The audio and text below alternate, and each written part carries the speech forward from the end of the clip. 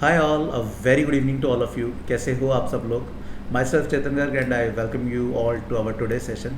यार आज के सेशन में हम जो अभी IMO 2024 हुआ था उसका प्रॉब्लम 4 का थॉट प्रोसेस डिस्कस करने वाले हैं। ज्योमेट्री का प्रॉब्लम था, है ना? तो कैसे इस प्रॉब्लम के बारे में सोचा जा सकता था, कैसे इसे गिवन टाइम फ्रेम 1.5 आवर में ईजिली अटैम्प्ट किया जा सकता था।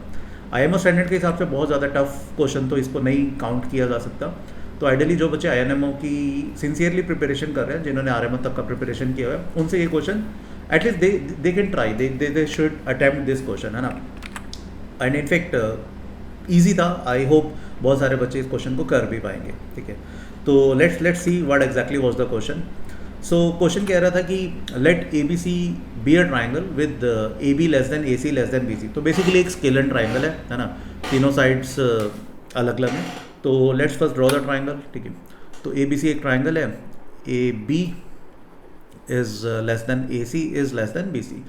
कोशिश करो हमेशा RMO INMO या IMO के क्वेश्चंस में टू द स्केल फिगर बनाने की, है ना? काफ़ी हद तक उससे बहुत सारे रिजल्ट्स हमें इंट्यूशन से पता लग जाते हैं कि अच्छा यार ये शायद हो रहा होगा, ये हो रहा होगा, तो फिर बस उसे जस्टिफाई करना होता है। ठीक है, तो it's very important RMO INMO या IMO टाइप्स के क्वेश्चंस में आप अगर स्पेशली ज्योमेट्री के क्वेश्चन में इफ़ पॉसिबल जितना हो सके टू द स्केल डायग्राम बनाने की कोशिश करो। ठीक है, फर्दर ये क्वेश्चन में कह रहा था let the incentre and incircle of triangle ABC be I and omega. ठीक है, तो एक इसका इन सर्कल है, बना लेते हैं यार। तो ये एक इन सर्कल है, इसका नाम है ओमेगा एंड इसका सेंटर जो है उसको I बोला गया।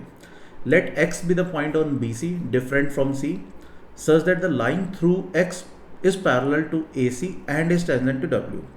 तो बेसिकली AC के पैरेलल एक लाइन बनाई गई है जो सर्कल पे टेंजेंट है।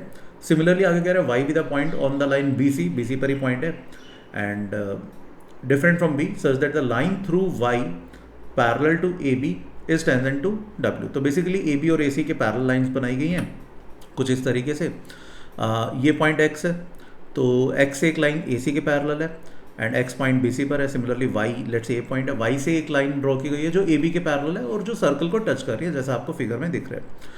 तो इन पॉइंट्स के हम नाम दे देते हैं, let's say this is M, this is N।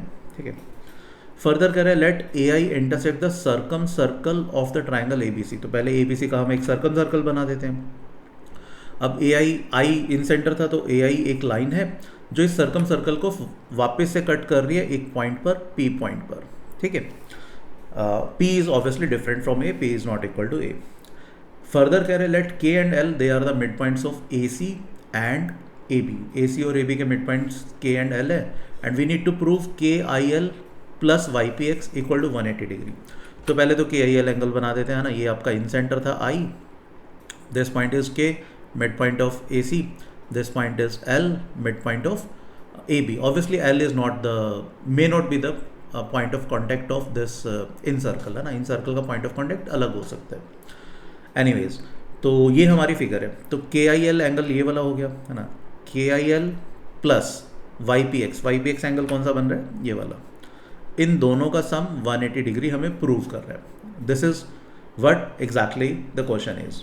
ठीक है, अब यहाँ पर है ना, पहले तो हम इन्फ्रेंसेस देखते हैं कि हम क्या क्या निकाल सकते हैं। तो KIL प्लस YPX इसका सम हमें 180 चाहिए। तो पता नहीं क्या क्या अब होगा, देखते हैं। तो सबसे पहले तो देखो MX पैरेलल था AC के, तो पैरेलल है तो हम बेसिक प्रोपोर्शनैलिटी थ्योरम लगा सकते हैं या सिमिलर ट्राइंगल का कुछ कॉन्सेप्ट सोच सकते हैं। मतलब BMX will be similar with BAC। Similarly NY parallel था AB के, तो again CNY will be similar with CAB, या हम अगेन यहाँ पर बेसिक प्रोपोर्शनैलिटी थ्योरम लगा सकते हैं। फर्दर और क्या क्या गिवन था? L और के मिड पॉइंट थे, L और के मिड पॉइंट थे, तो मिड पॉइंट थ्योरम लगा सकते हैं। मतलब L के जो लाइन होगा, मैं बना देता हूँ, L के line will be parallel to BC and obviously half of its length. अब देखो ये लाइन ड्रॉ करने के बाद है ना, एक बढ़िया सा इन्फ्रेंस समझ में आना चाहिए। आपको है ना, देखो इस टाइप के क्वेश्चन में आपको दोनों चीज़ें सोचनी है कि हमें क्या क्या गिवन है, उससे क्या क्या इन्फॉर्मेशन निकल रही है और हमें क्या प्रूव करना है। जो चीज़ हमें प्रूव करनी है वो कैसे कैसे आ सकती है। जैसे अभी हमें actually KIL plus YPX 180 prove करना है। तो अगर मैं KIL ट्राइंगल की बात करता हूँ, sum of the angles of a triangle is 180, तो KIL angle KIL plus angle I L K plus angle I K L, क्या मैं बोल सकता हूँ ये सम जो है 180 डिग्री के इक्वल होगा? तो ideally K I L plus Y P X चाहिए था, तो मुझे बेसिकली प्रूव करना है कि ये वाई पी एक्स के इक्वल होना चाहिए, ठीक है। अब फर्दर अगर आप वाई पी एक्स को थोड़ा ध्यान से देखोगे, वाई पी एक्स भी तो दो पार्ट्स में डिवाइडेड है। एक पार्ट था ए पी एक्स, और वाई पी एक्स को मैं लिख सकता हूँ ना A P X plus A P Y, ठीक है। तो शायद किसी तरीके से शायद मैं प्रूव कर पाऊँ ए पी एक्स आई एल के इक्वल है और ए पी वाई आई के एल के इक्वल है, तो भी मेरी बात बन जाएगी। मतलब ए पी एक्स मतलब ये वाला एंगल मुझे प्रूव करना है इस वाले एंगल के। अब देखो होगा या नहीं होगा मुझे पता नहीं, ये थॉट प्रोसेस है कि ऐसे सोचा जा सकता था, ठीक है, कि ए पी एक्स शायद आई एल के इक्वल हो। अब ये वेरियस थॉट प्रोसेस में हमें रन करना पड़ेगा, क्योंकि 1.5 आवर का टाइम है यार, सीधा सॉल्यूशन पे हम डायरेक्टली अच्छी किस्मत है तो पहुंच भी जाएंगे, वरना हमें वेरियस वेज सोचने पड़ेंगे। अब ए पी एक्स और आई एल के को मैं इक्वल करना चाहता हूँ, तो ये तो थोड़ा सा शायद चैलेंजिंग इसलिए होगा बिकॉज ये बड़ी डिसकनेक्टेड सी ट्राइंगल्स हैं, है ना। बट फिर फर्दर एक चीज़ और समझ में आती है कि अगर मैं यहाँ पर इस चीज़ को देखता हूँ कि जो एल था वो मिड पॉइंट था किसका, ए बी का, है ना। तो लेट से मैंने बी से एक लाइन ड्रॉ की एल आई के पैरेलल एंड सी से एक लाइन ड्रॉ की के आई के पैरेलल। मतलब मैंने बी से एक लाइन ड्रॉ किया एल आई के पैरेलल, सी से एक लाइन ड्रॉ किया के आई के पैरेलल। ऑब्वियसली ये दोनों इंटरसेक्ट तो करेंगे किसी ना किसी एक पॉइंट पर। लेट से इस पॉइंट को मैंने क्यू नाम दे दिया। बट फर्स्ट ऑफ ऑल ऐसा ज़रूरी है क्या Q point A P line पे ही लाई करेगा? पहली बात तो ये कोई ज़रूरी चीज़ नहीं है, है ना। ये हमें वर्कआउट करना पड़ेगा कि वेदर ये चीज़ होगी भी या नहीं होगी। तो पहले तो मैं ये जस्टिफाई कर देता हूँ, ये तो बहुत ईजी है ना, कि क्यू पॉइंट एक्चुअली ए पी पर ही लाई कर रहा होगा। देखो कैसे, बड़ा सिंपल सा। लेट्स से अब मैंने क्या किया, बी से एक लाइन एल आई के पैरेलल ड्रॉ की और वो ए पी को इंटरसेक्ट कर रहा था किसी पॉइंट पर। लेट्स टेक एन एग्जांपल, इस पॉइंट का नाम हम ले लेते हैं, क्यू नाम ले लिया फॉर द टाइमिंग, ठीक है। तो B Q is parallel to L I as per my construction and L was the midpoint of AB, so converse of midpoint theorem से I must be the midpoint of AQ, so that means AI should be equal to IQ, where Q क्या है, Q is the point on AP, right। अब let's say similarly मैंने C से एक line draw की NI के parallel, right. C से मैंने लाइन ड्रॉ की NI के पैरेलल, सो और ये AP को कहीं इंटरसेक्ट करती है, लेट्स से एक और पॉइंट पर, R पॉइंट पर। तो मेरी कंस्ट्रक्शन क्या है, C R is parallel to N I, where अब ये जो आर पॉइंट है ये ए आई पे ही है। अब as per the converse of mid point theorem N was the mid point of A C, so I must be the mid point of A R, तो that will imply that A I is equal to I R. But Q और R दोनों point से A P पर, so ideally they must coincide. तो इसका मतलब ये तो चलो अब क्लियर है, जो कि ऑब्वियसली भी था, कि ये दोनों डॉटेड लाइन जहाँ पर इंटरसेक्ट कर रही हैं, that is actually that point of intersection will actually lie on A P, है ना। तो let's assume this point to be Q. अब फर्दर देखो, अब फर्दर क्या, ये वाला एंगल जो है के आई एल, ये एक्चुअली सी क्यू बी के इक्वल होगा। तो C Q B plus Y P X हमें प्रूव करना था 180। अब बी क्यू सी ट्राइंगल में सी क्यू बी प्लस क्या क्या, angle Q B C plus angle Q C B. C Q B को मैं ये लिख सकता हूँ, तो इन दोनों का सम बेसिकली सी क्यू बी को नहीं, सॉरी, इन तीनों का सम 180 होगा। तो आइडियली मुझे प्रूव क्या करना है, वाई पी एक्स इसके इक्वल है, जैसे अभी थोड़ी देर पहले के आई एल ट्राइंगल में हमने देखा था, है ना। तो वाई पी एक्स अगर मैं प्रूव कर दूँ कि इन दोनों एंगल्स के इक्वल है, और या जैसे हमने पहले देखा था कि वाई पी एक्स के भी तो दो टुकड़े हैं, एक टुकड़ा था ए पी एक्स। अब देखो ए पी एक्स अगर मैं इसके इक्वल प्रूव कर दूं, अब यहाँ पर शायद आपको थोड़ी सी फील आने लगेगी, है ना। अगर ए पी एक्स इसके इक्वल है तो सोच सकते हो क्या होगा, शायद आपको क्वाड्रिलेटरल दिखेगा X Q P B, X Q P B, शायद ये आपको साइक्लिक क्वाड्रिलेटरल नजर आए, ठीक है। एक्स क्यू पी बी, समझ में आ रहा है? तो all in all what I need to prove, अगर अगर किसी तरीके से जो एटलीस्ट दिख भी रहा है, एक्स क्यू पी बी अगर साइक्लिक प्रूव हो जाता है, अगर, है ना, तो आई कैन क्लेम कि भाई ये वाला एंगल इसके equal. By the same logic, जिस लॉजिक से मैं x Q P B cyclic prove करूंगा, अगर वो होगा, मुझे नहीं पता कि वो साइक्लिक है या नहीं, ये तो एजम्पशंस हैं जो डायग्राम देखकर समझ में आ रही हैं, है ना। एक्स क्यू पी बी अगर साइक्लिक हो जाता है तो सेम लॉजिक से वाई क्यू पी सी भी साइक्लिक होगा, एंड हेंस ये वाला एंगल इसके इक्वल होगा। अब क्योंकि B Q C plus angle B angle C का सम 180 है, और एंगल बी इसके इक्वल एंगल सी इसके इक्वल, तो B Q C plus Y P X का sum 180, and B Q C और के एल तो इक्वल थे, तो इनका सम 180 के इक्वल हो जाएगा और वो प्रूव हो जाएगा।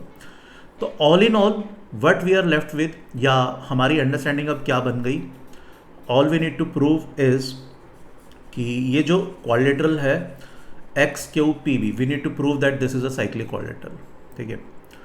सो what we need to prove, X Q P B is cyclic, ये हमें साइक्लिक प्रूव करना है, ठीक है। चलो यहाँ तक अब हमारी अंडरस्टैंडिंग बनी, होपफुली ये अंडरस्टैंडिंग सबको क्लियर होगी, ये थॉट प्रोसेस सबको क्लियर होगा कि हम यहाँ तक कैसे पहुँचे हैं, ठीक है।